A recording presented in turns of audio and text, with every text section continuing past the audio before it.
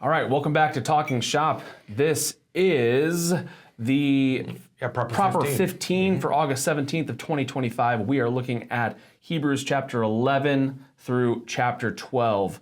Long text, long video, but I hope we gave you some ideas for how to preach this. So fun, though. It is. Let's get to it. God bless your preaching. Yet I'm still welcome in the arms of the King. Welcome back to Talking Shop.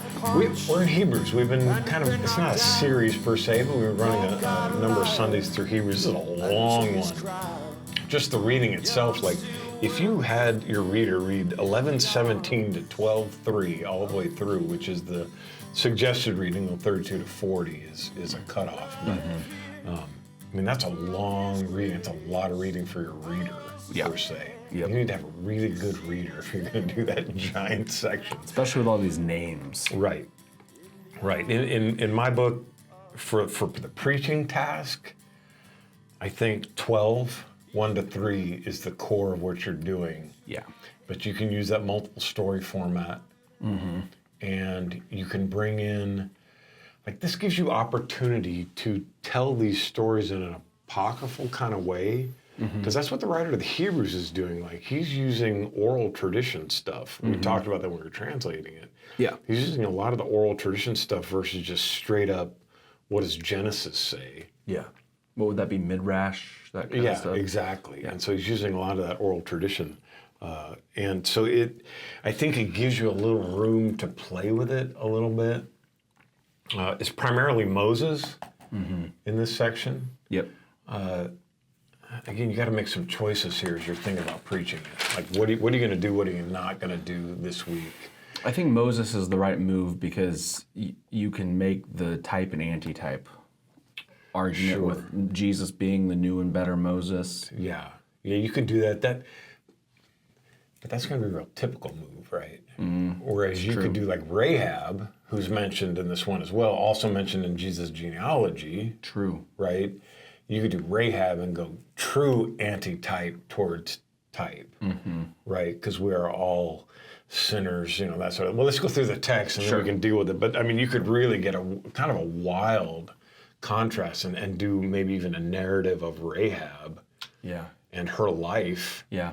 And then she becomes a part of the genealogy of Christ, like, part of that whole vine branches were grafted into the, and all that stuff. You can do that move too, which would be kind of fun. Yeah. But let's get to the text really quick. It's proper 15, Pentecost 10, Hebrews 11, 17 to 31, 32 to 40 is the off section, and then 12, 1 to 3. All of it starts with by faith, right? It's repeated over and over again. Pretty good theme. Yes. By faith, verse 17, Abraham, when he was tested, offered up Isaac, and he would receive the promises when the act of offering up his only son. Yeah. So in one verse, he sums up kind of the core of the story of Abraham. Yeah. I mean, this is the main story, right? Mm-hmm. Abraham takes his son Isaac, is called by God to sacrifice his son Isaac. He lays the wood upon Oh my gosh, son. and he carries it up the hill on his back. I mean, crying out loud. It couldn't be any more Christological than it is. Yep. Lays his own son on the altar, and then of course God steps in and in that particular narrative and offers up the Lamb of God that actually will take away the sin of the world, that sort of thing. So I mean, you got a great connection there. You could just tell that story, the Abraham story with Isaac, and jump into that. Yeah, if you haven't done that before. Of course, verse 18, of whom it was said, through Isaac shall your offspring be named, like all the world will be named through, and it's a sacrifice of Isaac, which is the sacrifice of Christ, right? So you get, so much Christological stuff in here going on. 19, he considered that God was able even to raise him from the dead, from which, figuratively speaking, he did receive him back. This is where we get sort of our New Testament commentary on the Old Testament. Mm-hmm. Yep. Right? You don't hear that in the Old Testament, but we get it from Hebrews that Abraham's assumption was, if I kill this boy, God's going to raise him from the dead because he said, I'm going to have ancestors through this kid. Right. Why does Abraham climb the hill to kill his only son? Yeah. By the way, the same word for the only son of Abraham is the same word as the only son of God. Yeah, Back exactly. in the Gospels, right? Exactly. So, I mean, just so much there. So, you know, he thought he was going to raise him from the dead. Okay. I mean, if that's what you believe is going to happen, you might actually consider sacrificing your own son. Yeah. You know, I don't know about you. It would take a lot for me to sacrifice one of my boys. Yeah. You know, I mean, it would. Yeah. God's never audibly spoke to me, though. That's true. Yeah, and he audibly spoke to Abraham on a regular. So. Yeah. I don't quite know what to do with that, but Yeah. you know, it is in and of itself, like, it is almost against God's character to have asked him to do so. Right. Because in Leviticus, God says, if you sacrifice your children, you're an abomination. Yeah. This is totally against the character of God. He never again asked somebody to sacrifice their child, because that's what the demonic gods do. Right, and the Molech worship and the worship in the Valley of Blood, they're outside of Jerusalem. That's what they would do. Is that the Kidron Valley? No, Akeldama, something like that. You know what I mean? So, yeah. Right, and that's what they would do, and it was the whole thing where they would never really get rid of the worship of Yahweh, but they were sacrificing their kids alongside of their temple sacrifice. So, Yep. Yeah, and so he never asked that again. But again, that's because Abraham is one of those patriarchs of faith, and his life is this prophetic parallel to Christ. Verse 20. And then he goes into Isaac, right? He stops with Abraham there because he's been talking about Abraham for a while. By faith, Isaac invoked future blessings on Jacob and Esau, right? Of course, that whole narrative of Jacob putting the fur on his arm and all those things, which is such an interesting take on that narrative. Because, I mean, if Jacob tricking him, it almost makes the assumption that Isaac knew what was going on. Right. Yeah, I've heard the argument that Isaac's wife, because she was pushing her son to do this, kind of like her mother-in-law, believed so strongly in the promises of God that she was going to do what she could to make it happen. Right. And it kind of got away from the whole God's will, God's time, God's purpose stuff. And let me interject myself, into this. Yeah. Which would be another great teaching. You could just use that piece about how we want to interject ourselves into the will of God. Let's see if we can't push his will forward in my life, that kind of thing. Because right now it really hurts and it really stinks, and I don't like what God's doing. Yeah. Let me nudge it, that kind of thing. Yeah, I don't like the ouchie moments. I want God to just do what he's supposed to do and make me happy. Right. Isn't that what he's supposed to do, Dan?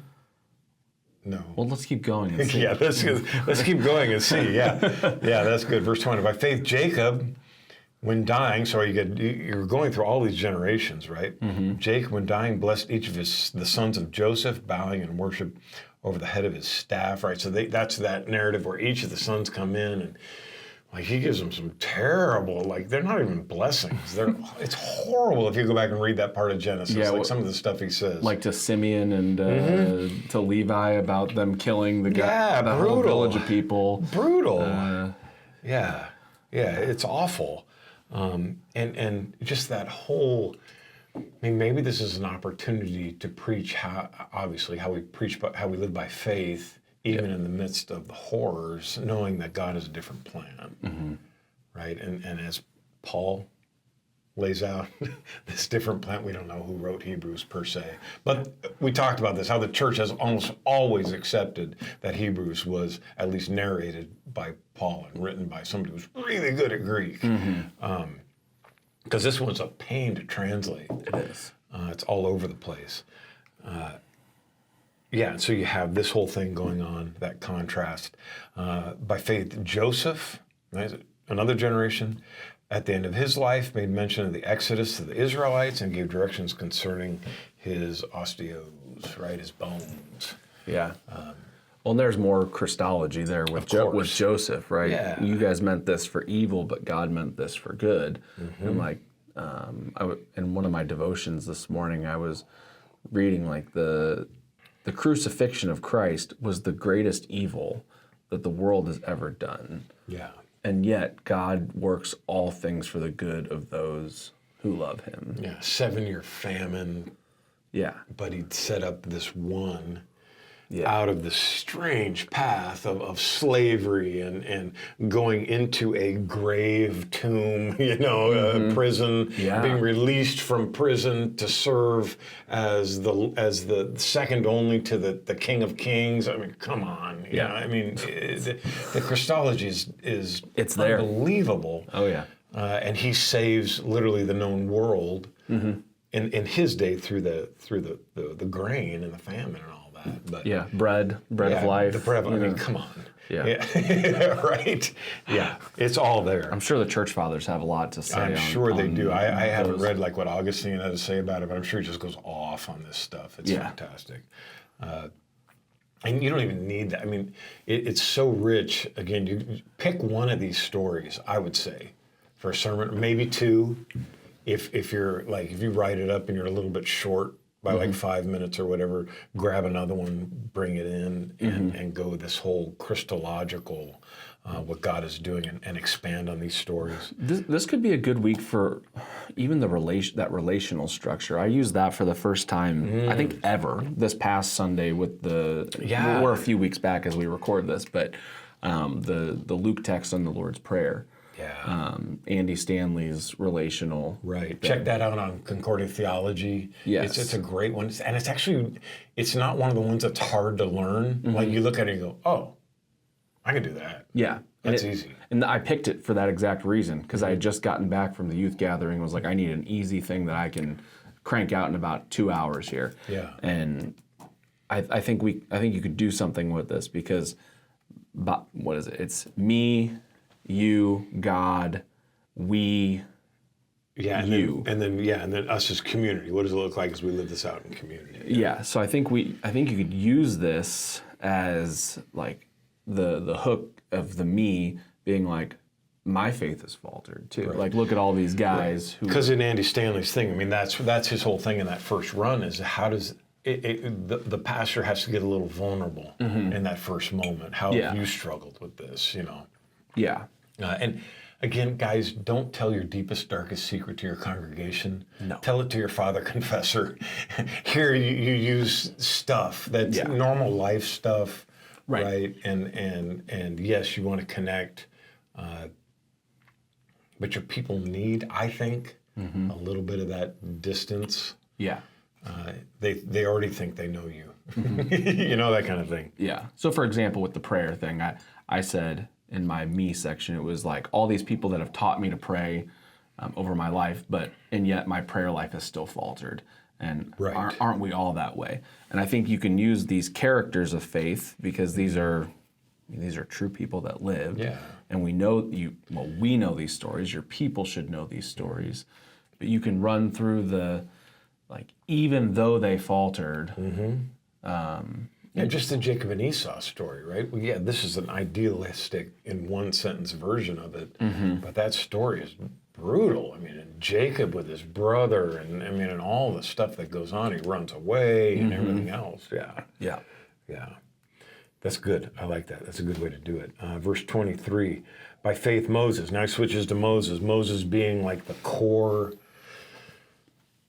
Abraham, Moses. Moses is, of course, in Pauline theology as the archetype of Christ, but the law versus the gospel and all that. Sure. By faith, Moses, when he was born, was hidden for 3 months by his parents because saw that the child was beautiful, and they were not afraid of the king's edict. Again, Genesis doesn't say 3 months. It doesn't give a time frame on it. This is that part of that midrash bit. And not afraid of the king's edict, or they were really afraid of the king's edict. One or the other. You know what I mean? And it's like, this says they weren't. Shoot, man. In my own life, I've experienced all sorts of fear about the plan of God, that kind of thing. And you could go into those sorts of things. Yeah. By faith, Moses, when he was grown up, refused to be called the son of Pharaoh's daughter, and yet still lived as an Egyptian. Mm-hmm. You know what I mean? Like he was still in charge. Yep. A brother of Pharaoh himself. Right. Probably the brother of the Pharaoh that he would eventually go back to and say, let my people go. I mean, if the timeline works, it's the same guy. Mm-hmm. But this is the kid he grew, you know what I mean? It's amazing, kind of the interconnection of that. Yeah. And then you could point to the interconnection of the disciples, not half of them, but many of them being cousins of Jesus. Mm-hmm. Like this total inter-family thing going on. And now, how does this Egyptian Pharaoh believe that his brother, this illegitimate taken out of the water, there's again, right? I mean, drawn up from the water guy, It's anointed. been 0 days since baptism. Yeah, right. Drawn up out of the water by this Yahweh God who declares that all of his gods are false. I mean, crying out loud. There's so much there. 25, choosing rather to be mistreated with the people of God than to enjoy the fleeting pleasures of sin. He jumps a huge section of the story where Moses goes and he becomes, goes with Jethro and marries Zipporah and all that other stuff, right? And you can bring all those things in. Or the murder thing. Yeah, the murder bit, right? yeah, just this flawed life. And yet God uses it in his plan and purpose, right? Yeah. And then he does become one of the Israelites, and Pharaoh eventually goes after him, literally to kill him, or at least bring him back. Yeah, I don't know. He's going to kill some of them for sure because he had a lot of chariots going. But 26, he considered the reproach of. See, now this is wild. This move that Paul makes right here, which, it's the Apostle Paul or whoever wrote Hebrews. This move that he makes, right, in 26, consider the reproach of Christ greater wealth than the treasures of Egypt, for he's looking to the reward. I mean, what a move, right? Yeah. Christ being Yahweh, the great I am, the one he talked to in the fiery, in the bush, that wouldn't consume, that kind of thing. I mean, so much here. Like, you're gonna have to pick one because you could preach all day on this. Mm-hmm. And the fleeting pleasures of sin would be comfort, America, in the hands of Egypt. Yeah, living in the house of the king. Mm-hmm. What more could you want? You would want for nothing. Ever. And he could have been in charge. He was the stepbrother of the King of Kings, right? You get another call back to Joseph, right? He was second only. Yeah. Literally, I mean, it's wild, kind of the connections. 27, by faith he left Egypt, not being afraid of the anger of the king. Okay, that's fair. For he endured as seeing him who is invisible. And now here we get that connection back towards the faith, and believe, his definition of faith, back by the one who trusts in that which they can't see. Yep. From last week. So much here. 28, by faith he kept the Passover and sprinkled the blood so that the destroyer of the firstborn might not touch them. Yeah. So you get a Passover reference, the sprinkling of blood, again, another Christological reference, I mean, beyond a reference. The whole Passover bit is simply, it was telling the story of what Christ would do thousands of years before he actually did it. Yeah.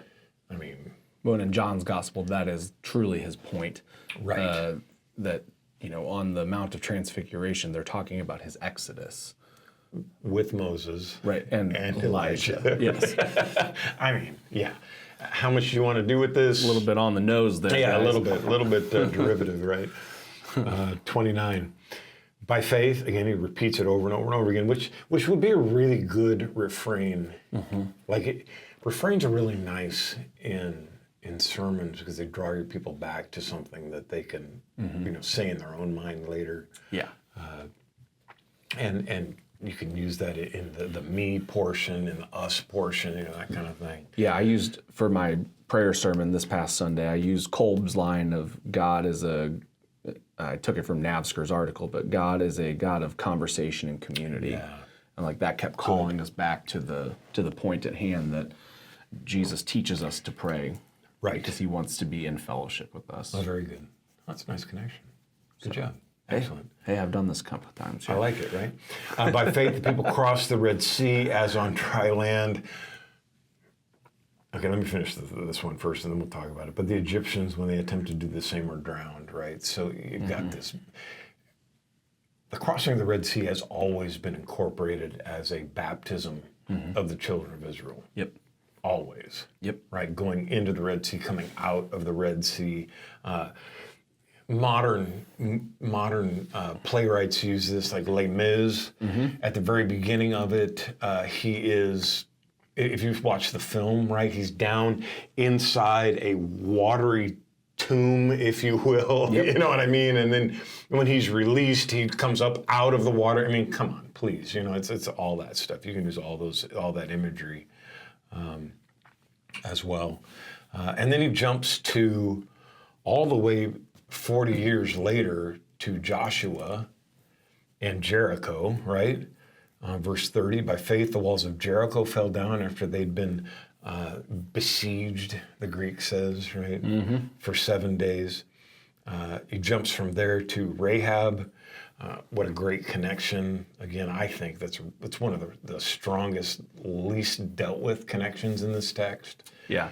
And it's important for your hearers because I can guarantee most of them aren't Jewish. Right. By heritage. And if they are, they may not even know this story still. Right. And you've been grafted in just like Rahab has been grafted in. Rahab the prostitute, by the way. And Jesus hung out with what? Prostitutes and tax collectors. And I mean, so like the connections are so many. Did not perish with those who were disobedient because she'd given a friendly welcome to the spies. Yes. And then she becomes a part of the genealogy of Jesus. It's such a cool track. And then 32 to 40, which is just simply more of this, which you could either, if you're trying to do all of this, which is going to take you forever. Yeah, this is going to be a 3-hour sermon. Yeah. I mean, you got Gideon, Barak, Samson, David. He jumps over David. I mean, crying out loud. Samuel, and all of these dens and caves and wandering the earth and all this stuff, shepherds and all that. And commended for their faith is verse 39. Verse 40, since God had provided something better for us, that apart from us, they should not be made perfect, right? So kind of this inclusion into this story. And then in 12 verse 1, he makes the ultimate inclusio, as you were, or as it were. Therefore, since we are surrounded by so great a cloud of witnesses. Yeah. So he's bringing us back to all these who are a part of our faith. I mean, these are the people we're going to meet in heaven. Yeah. And I think that this verse 1 of chapter 12 is kind of the reason I said that structure. Because it includes the we, right? Yeah, right. It does it for you. Yeah. So, I think it would do you well if you're going to choose the epistle text this week to use that relational structure, and make it your own. You've got your own stories, you've got your own things to do, and you have plenty of fodder in this text. Pick one. Yeah. And then pick this stuff that you can connect your people to. This cloud of witnesses be. Let us also lay aside, and then we get this running metaphor, right? Let us lay aside every weight and sin which clings so closely, and run with endurance, perseverance, depending on how you translate it, the race set before us. Yeah. As well. And you can use race metaphors, right? If anybody's ever run a marathon, you ever run a marathon? Do I look like I've ever run a marathon?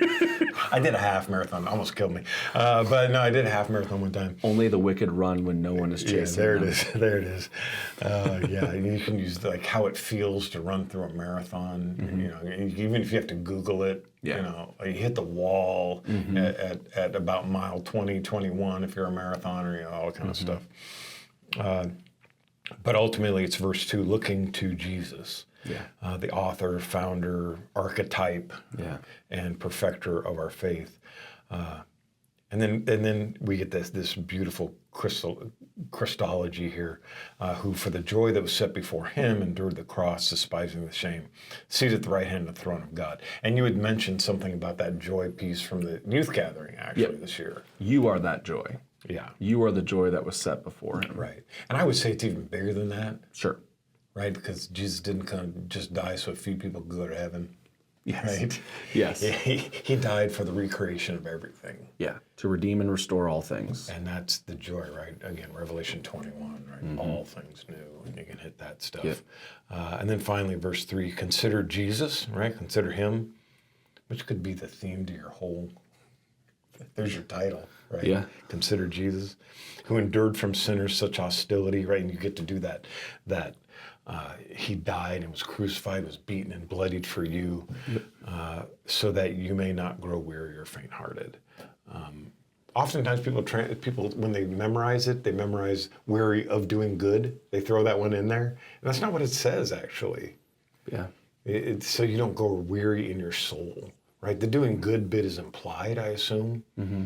But it's so you don't grow weary in your soul. Yeah. Of this life that seems so messed up.